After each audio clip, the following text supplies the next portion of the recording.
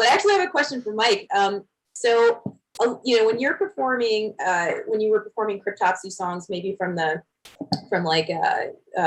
Lord Worm era albums, I guess to say, were you like, when you were performing them, were you like interpreting the lyrics through like your own emotions and like performing them differently than how they were written? Or were you just kind of performing them the way that they were recorded and written originally? That's a good question. Both. I think there's two sides to that.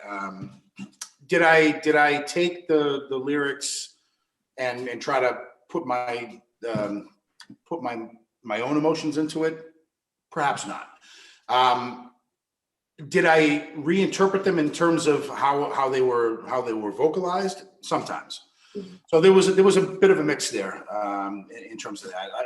I remember like learning the songs and figuring out parts that I could maybe give different accents to, or try to extend maybe, or certainly. I mean, Lord Worm and I are different interpreters of vocalization, right? Yeah. So the last thing I wanted to do was to sound like him, of course. And I didn't want to, I don't sound like that. It's not, it's not my vocal style. Mm-hmm. So, I needed to adapt what my style was to how the old songs were done. Yeah. I imagine it's just so challenging to perform, somebody else's lyrics with music that people already are familiar with. Like, I just feel like that would be so much pressure, Well, especially how unique Lord Worm was. He was not like a, straight ahead death metal singer. He was something completely different. No, but I think it helps that we were already friends before. So I mean, it was like stepping into a role where I already knew him. The other day, I randomly looked at your Instagram and I saw a picture. It was just you taking a picture. It's like you, like Luke LeMay and Lord Worm, just like having lunch or something. And I was like, I wonder what, I don't know, just as a death metal dork, and that's been my whole life for so long. And And Then You'll Beg poster over in my high school room, with all my other fucking death metal stuff. Like that was my main piece, was the And Then You'll Beg fucking thing right over my computer, just like when I was a kid. And I just was like, it just seemed so nonchalant and chill, and just had Luke LeMay just chilling back, like everything's cool, like eating a sandwich. I don't know what the fuck he was doing, but just everyone was just having a good time. Everyone's just having a good time, just hanging out like friends. I just wondered what that like interaction was like. That was, both these guys I love dearly. They're top echelon people. To have Dan I've been friends with for years. Luke I became friends with on tour. We did 2 tours with those guys, and we became fast friends. This was the first time I had seen him in a few years for those pictures, and we were actually doing a segment on. I don't know if you know Cam Schwartz on the Growl documentary, the metal documentary. Mm-hmm. No. Putting together a metal documentary for like vocalists for death metal. Okay. So what we did was we had those pictures were taken at my house, and it was the 3 of us getting together, and we did really an epic interview. I say epic. I haven't seen it, but I was there, and it was it felt good. It felt wonderful, on the moment. Mm-hmm. But those are guys that Dan was here last week. We were sitting together. We were pounding. And Dan is Lord Worm. Yeah. Oh, sorry. All right, delete that too. So Lord Worm. Yes, of course, Lord Worm. So Daniel Worm came over. So I have the Lord at my house, and to be able to, I'm very proud to be able to call those people my friends. Fuck really. Yeah, dude. I would be too.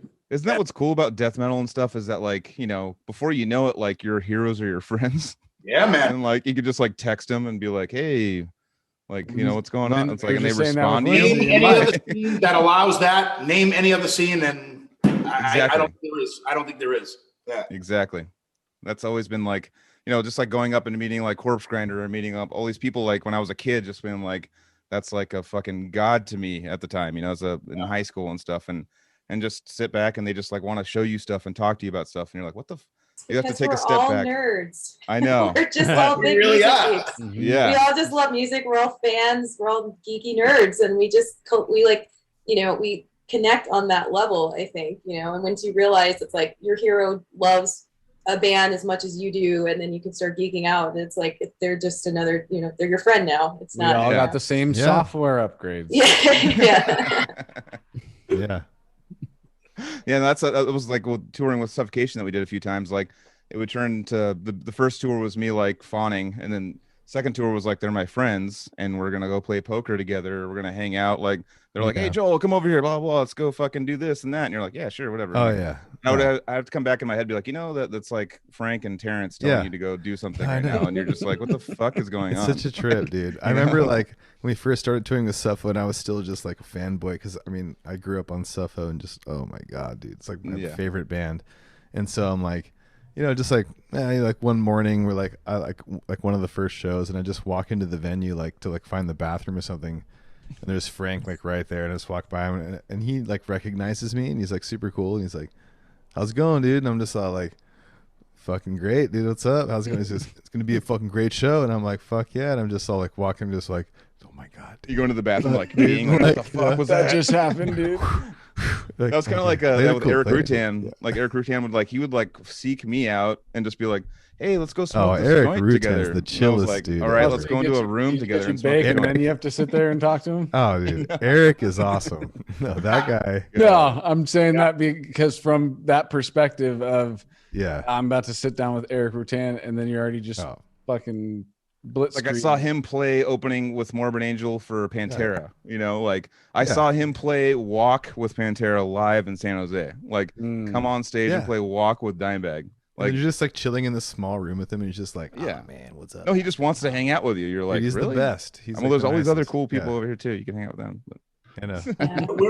We're actually very lucky in that sense of like, you go on tour, you meet all these people, like you said, some of the people that you've looked up to for years and years and years, and you slowly or quickly become friends with them. Yeah. I don't know, he said we're all regular dudes, man, or regular gals, like we're all just fucking trying to make it happen, and sure, some people, like, we do know a few people. I'm sure we can all probably attest to a few people who let it get to their head, but in general, if it's not about the ego here.